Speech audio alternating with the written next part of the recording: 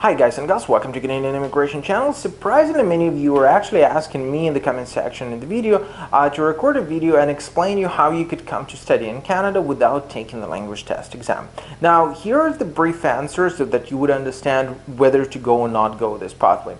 So, yes, technically it is possible to go without taking IELTS or SINP or French test exam if you're going to Quebec or looking to study in French. And now we would go through options. If you will come to Canada and take language courses from an academic institution, so say you might get a conditional letter of acceptance from a college or university where they're saying that they will admit you to an academic program after you have completed the mandatory educational program in English or in French. Now, the benefit of it is that you're saving yourself time if you haven't prepared for the language test, if you're confident enough that you will be able to nail it. Now, at the same time, the downside of this circumstance is that many officers, immigration officers, looking at your file might reject it more easily, simply because they understand one simple thing, is that if you're not able to take the language test from your home country, right, who says that you will be able to be a bona fide academic student who will be successful in this study program, because studying in here will be quite intensive. Again, it's not necessarily applicable for everybody, but just remember that chances for your visa to be approved would be lower, unless of course you're a recent school graduate, for example, right? So in this case, yeah, taking a language test might not be your major priority, and besides, well, if you haven't taken IELTS test, right, there is a chance that you would go to a language school or you would go to an academic institution directly where you will be studying language first.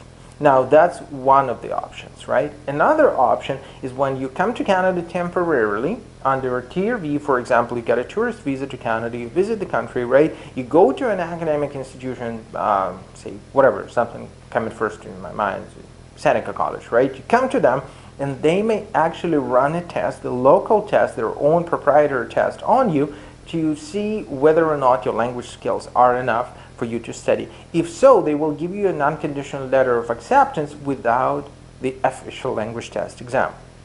That is another alternative. Now, there are alternatives when you're applying from a country where English is the first language. Okay, so I'm not talking here about the countries where English is one of the languages, right? The biggest one will probably be India. So no, it's not going to work this way. It has to be the country where English is the major language, is your first language. In this case, yep, there is a chance to be admitted without the language test. Another alternative, you were studying, working, living in an English-speaking environment, and maybe an academic institution will make an exception. I still remember the circumstances where I had a very hot discussion with Humber College. It was about like 9 years ago, and I was fighting for my client. Just pretty much doesn't really matter where he is from. He's not from English-speaking country, but he was studying in the UK for 2 years, and still Humber College did not get him an admission letter, believing that, look, the fact that the person was studying in UK for 2 years and actually got a certificate from a college and there will not be sufficient enough as a proof that he will be able to study in Canada. In my personal opinion, it's kind of foolish, but, well, I mean, it's their college, so they can do whatever they want.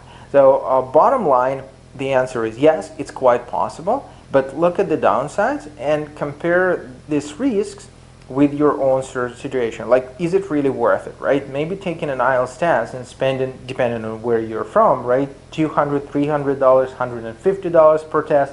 Again, really depends on where you are right now.